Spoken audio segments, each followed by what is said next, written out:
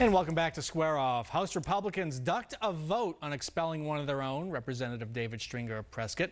Now an ethics committee will investigate his racist comments and a report that he was charged with sex offenses 30 years ago in Maryland, but had the records expunged. Julie Erfle, should the House have expelled David Stringer on the spot last week? No, I think actually it was right that this is going to an investigation for a couple reasons. One, I think he does deserve due process. I think there should be an investigation.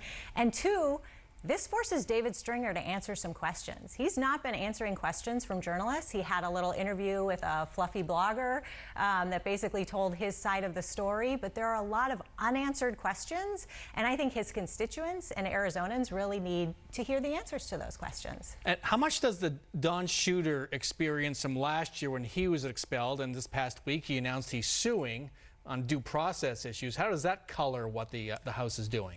You know, Don Shooter had an exhaustive investigation, and you know, so there maybe it didn't go through the ethics committee, but it certainly there was an investigation.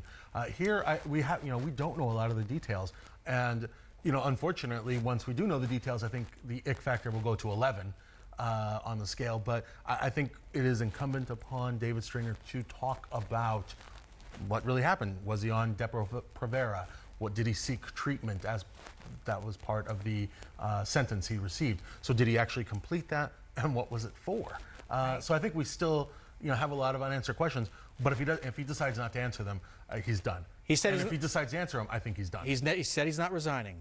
The Republicans have a 31-29 advantage. He is still a very powerful person, isn't he, with that one vote in the House?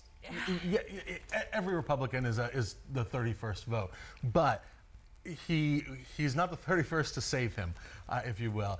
You know, there are 29 Democrats itching to expel him, and it only takes then 11 Republicans to be on their side.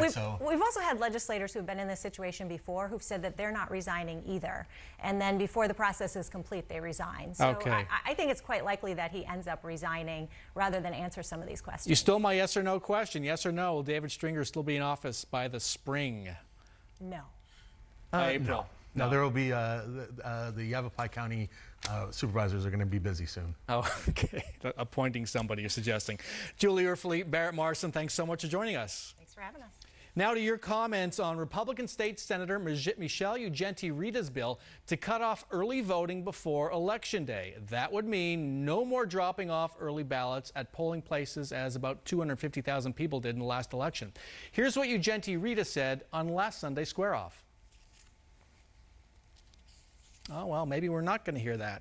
Well, she said there were problems during the last election cycle with delays, and that's why she moved this bill. Here's some of the tweets from Corgie's Rule. I'm using the would you believe it, the Nancy Reagan retort.